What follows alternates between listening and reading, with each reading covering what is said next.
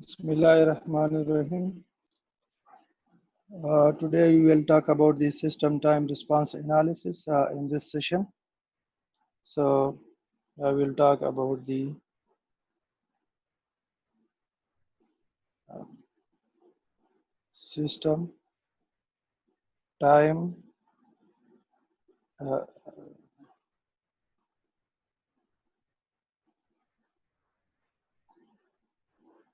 response analysis.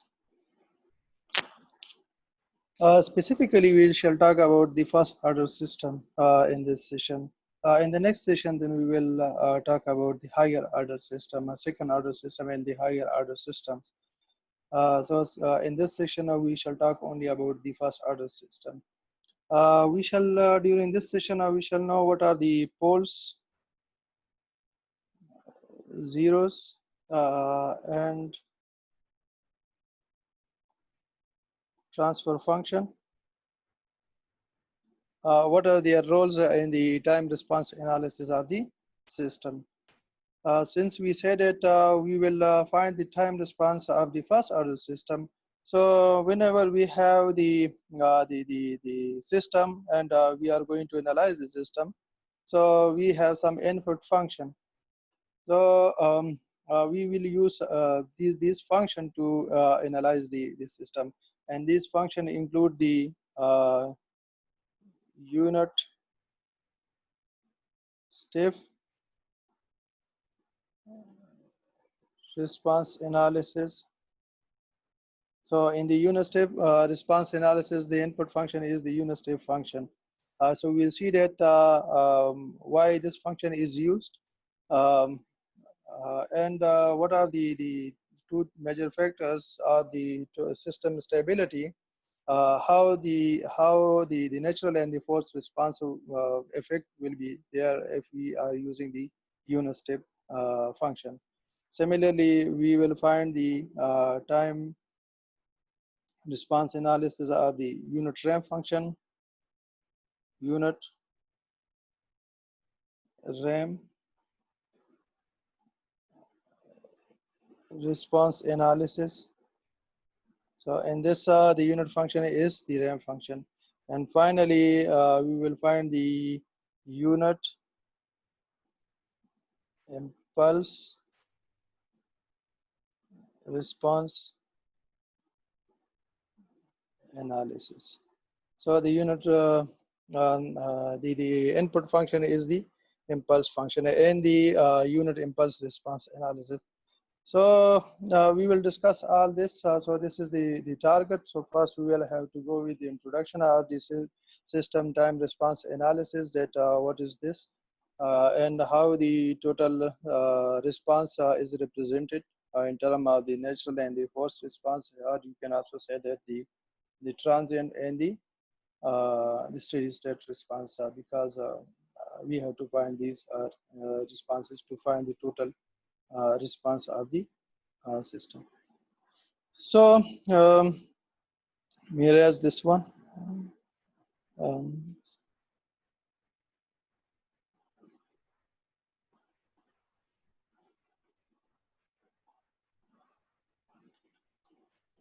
so the basic introduction is the about the system response analysis, that the basic system analysis and design requirements for a given input function is to evaluate the time response of the system. Uh, since you know that you have the uh, system response, you already know this. This is represented by the GS, and then we have the input function x of t, or you can say the Laplace transform of this x of t. So x of s, and then we have the y of s, or you can say y of t. So the basic system analysis and design requirement for any given input function, is to evaluate the time response of the system. We know that the total response is the summation of the natural response and the forced response. We already know that y of t is equal to what is the natural response plus the force response. In other terms, we also know that the natural response is also called the transient response of the system. So we can also say that X is the transient response of the system plus the steady state response. So this is the transient response,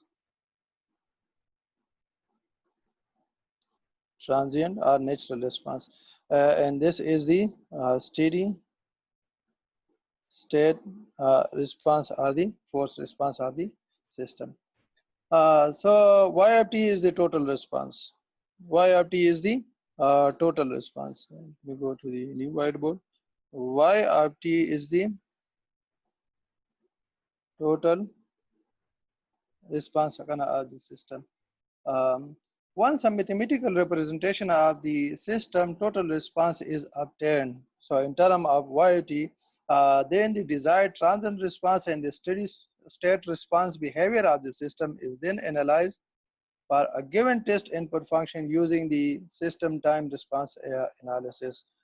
So this means that once we know y of t, then we can give any input and then we can find the system response for the given test function. And the given test function, as I said it earlier, that it can be a unit step function, it can be a ramp function, and it can be impulse function. Why these functions are used? These functions are used because we will see later on that unit step function is used to analyze both the transient response as well as the steady response of the system, while the ramp function is used to find to analyze the steady state error, and similarly the impulse response function input is used to analyze the system transient behavior. So these test function is used for has certain purpose. It's not like blindly use the function. So we use this to find the response of the system, that what is the natural response and what is the forced response of the system. And moreover, that once the system time response you find that system time response, then it can be easily manipulated after analysis to develop design criteria of the control system. However, the main focus in this session will be the time response analysis. So we will analyze the system for certain input function, and specifically we shall talk about the first order system. Finally, the common use input test functions are the step function, ramp function, and the impulse function, as I already said. So the concept of the transfer function, we already discussed this one, and it can be again written as g of s is what. So if we go to the previous slide, we see that g of s is the transient response of the Laplace transform, the ratio of the Laplace transform of the output to the Laplace transform of the input. So this is what gs, because we know that y of s is equal to x of s multiplied by gs. So we can also rewrite this expression, and we can say that g of s is equal to what, y of s divided by x of s. So this is the Laplace ratio of the Laplace transform of the output to the Laplace transform of the input function, with all initial condition in the system set equal to 0. So this is the main assumption that we have to consider in analysis of this kind of the system. Since let us say that this input and output, they are the polynomials of certain orders. They say that we can also represent this by what, that this is equal to I equal to 0 to m bi si divided by summation of I equal to 0 to n ai si. So this summation factor, you can also rewrite this summation factor. So you can also say that g of s is equal to what? So this can be written as b naught plus b1 is plus b2 is square plus bm is power m divided by this can be written as a naught plus a1 is plus a2 is square plus n is n. Remember that n should be greater than or equal to m. M is the order of the this m. Let me show you this one. So this is the higher order of the numerator polynomial, and this is the what is called the highest degree of the numerator polynomial, and is also called the order of the numerator polynomial. So m is some kind of the what is called, this is a positive integer. So it can be 1, 2, 3 up to m some value 10. You can say 8, 10, and so on. Whatever is the value of the um, uh, uh, is the order of the system, this numerator polynomial. And similarly, n is also is a positive integer, and this is called the order of the denominator polynomial. So you see that we have the order of the numerator polynomial, we have the order of the numerator polynomial. So this means that there will be some terms which will be common in the numerator and the denominator polynomial, so they can be cancel out as well. So if you cancel out this, then at the end you will have the since you know that n is greater than m, so you can have the degree in the denominator polynomial, which is n minus m. So this can be the highest degree in the denominator polynomial after canceling out all common terms. If you cancel out all common terms, so you will get this in the denominator polynomial, and this is called the order of the system. So this is also called the order of system. For example, if you say that g of s is equal to 1 over s square plus 2, so what is the order of the system? The order of the system is 2. Similarly, if you say that if we say that this is equal to s divided by s cube plus s 2s, so what is the order of the numerator polynomial? It is 1. And what is the order of the denominator polynomial? Which is 2. So if you take s as common in the numerator and denominator and cancel out this one, so you are left with this this function s square plus 2. And since the highest degree of the denominator polynomial after cancelling out all common factor is equal to 2, so we say that this is the order of the system. Now let us go back to this expression, which is uh, g of s is equal to we write this in summation terms. So I equal to 0 to m, and then we have what? Then we have bi si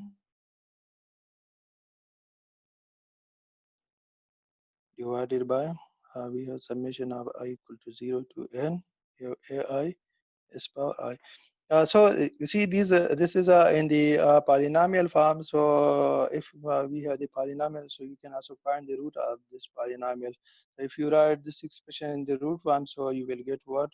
You will get this one I equal to how many roots will be there?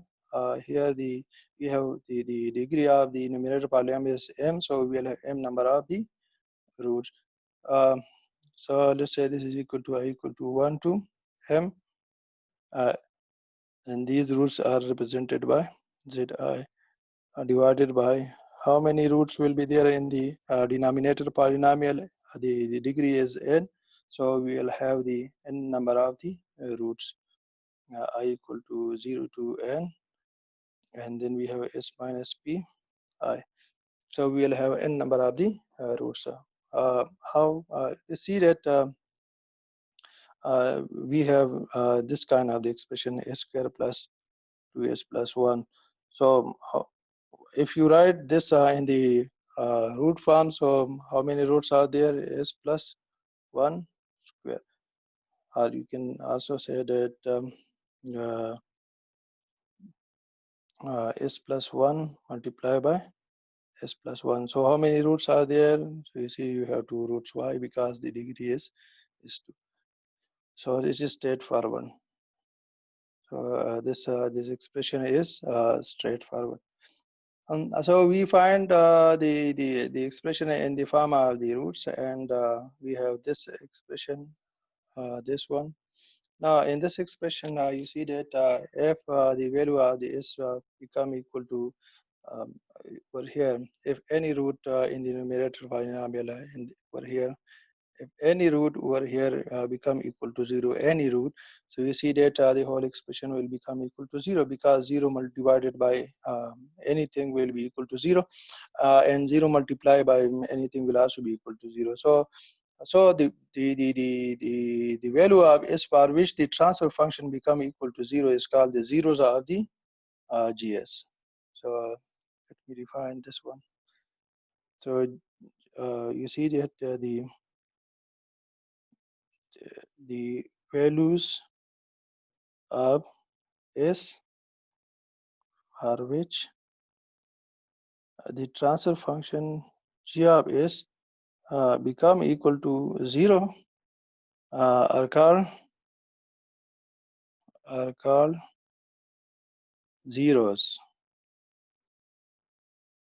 of the transfer function.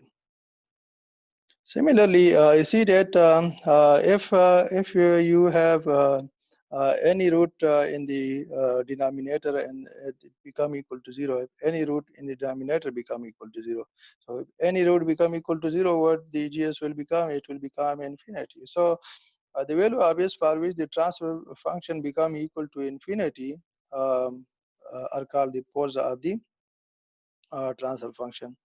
Similarly, the values of s for which g of s becomes equal to infinite are called poles of GS. So we see that when what are the values of the numerator polynomial which can make the transfer function become equal to 0, and what are the denominator roots in the denominator which can make the transfer function become equal to 0. So they define the zeros and the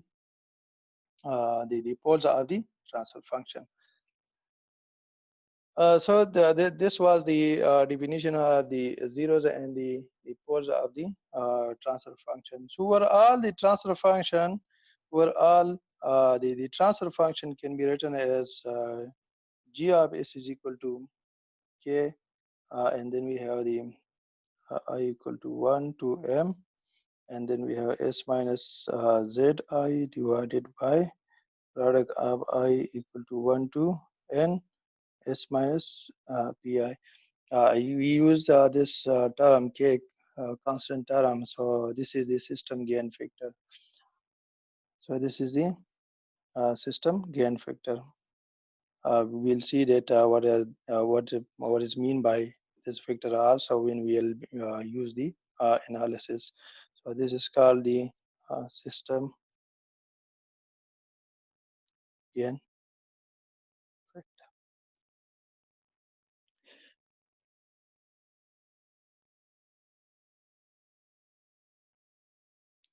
Now the time response of the first order system.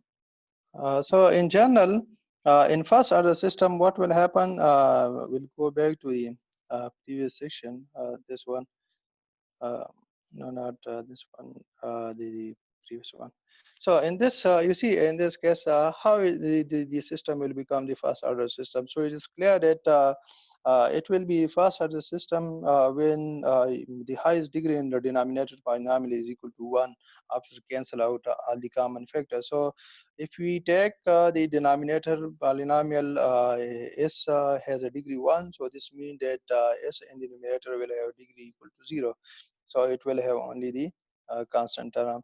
So so I will. So the first order system, the generally, so we can write the first order system as G of S is equal to B divided by AS plus B. So we see that numerator polynomial has a degree equal to 0, and the denominator polynomial has a degree equal to 1. So it has a degree equal to 1. That is why it is called uh, the first order system. In general, we shall discuss the first order system having only poles and no zeros to define the performance specification of such system. No, this system is this statement is valid. We said that the first order system have only zeros, have only poles. Let me write over here. So it have only poles, have only poles and no zeros. So we'll consider such system, the first order system. So now why this one? This system is valid due to the fact that zeros of the input test function input test function or the transfer function contribute only to the amplitude of the force response and the natural response of the total system response. How? How? This let me write this one also for your understanding. So this statement,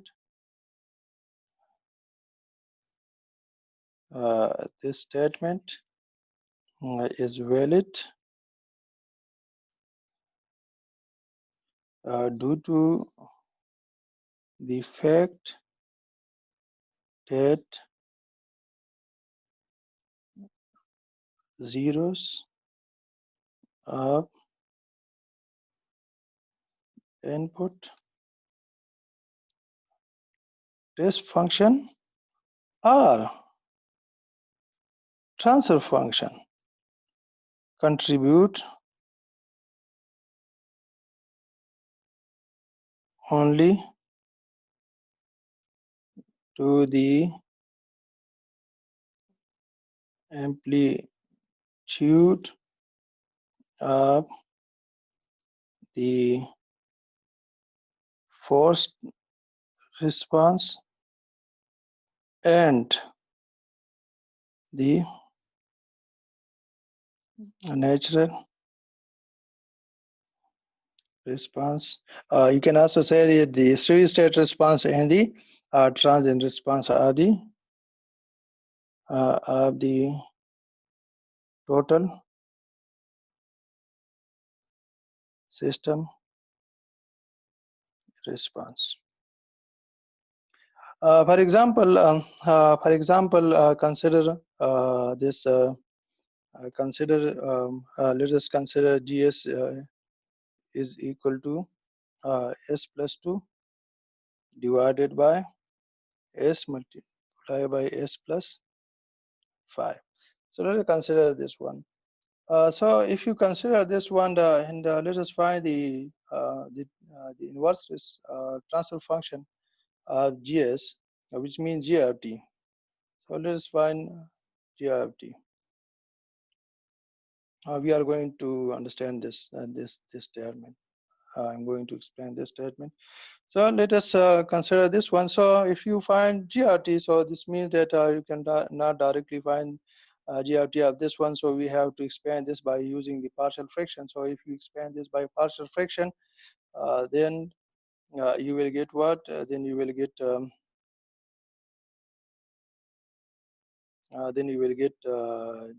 G of S is equal to K1 divided by S plus K2 divided by S plus 5.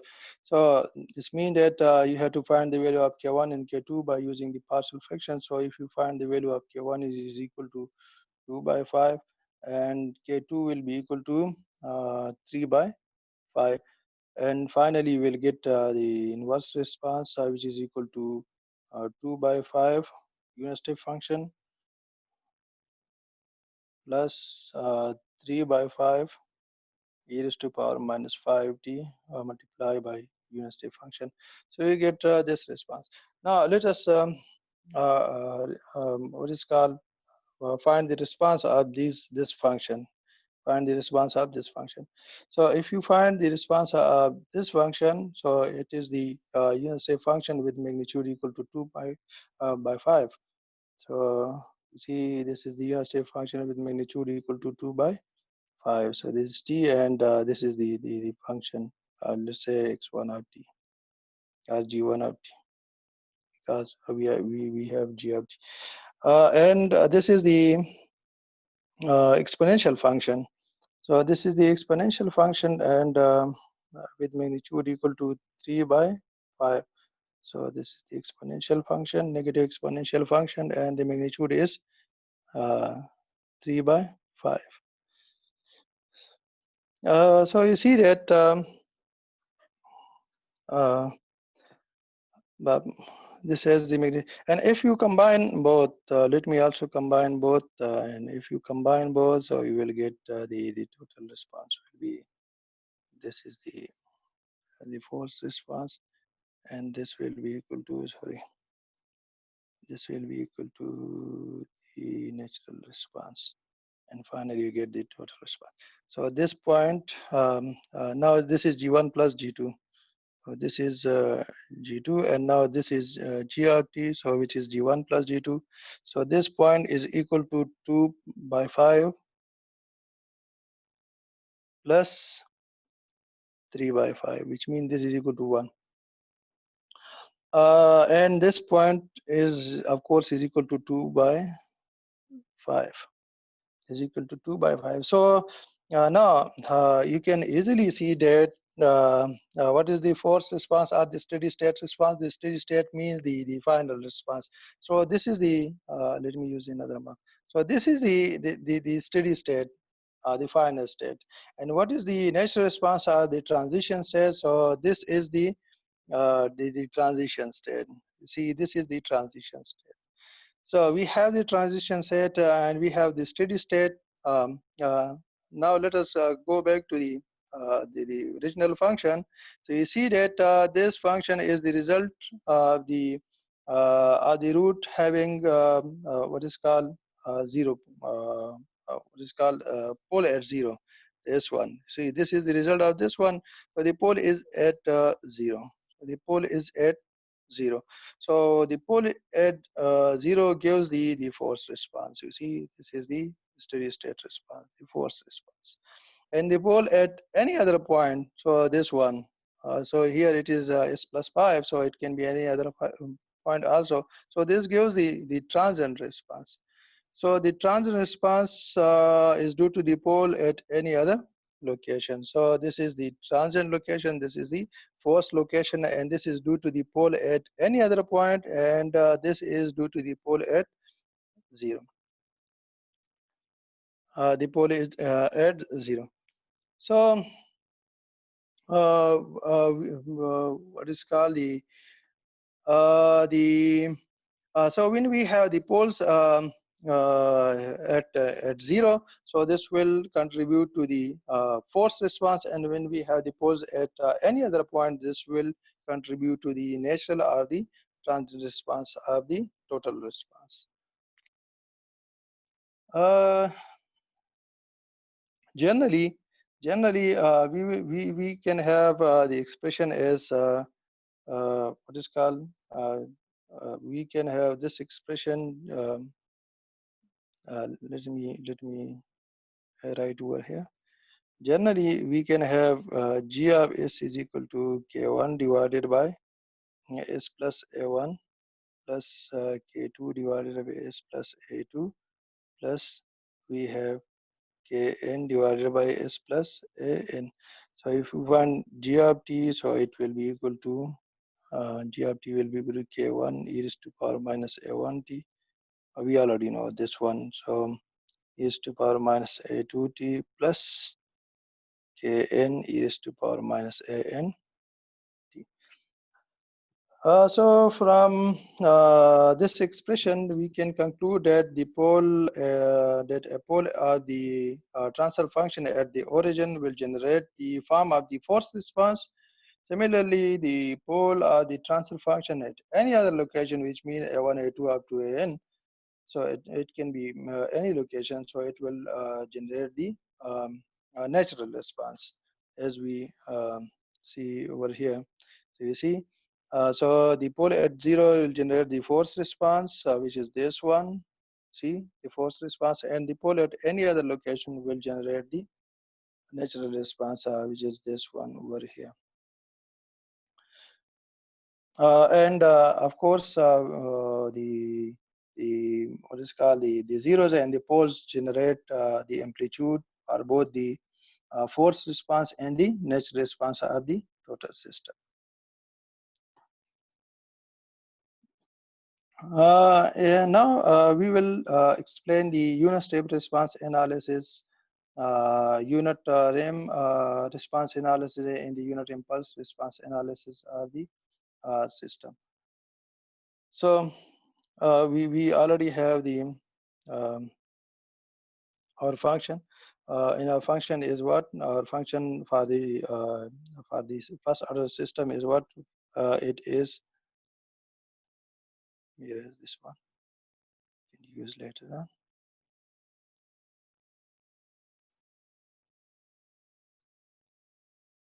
on. So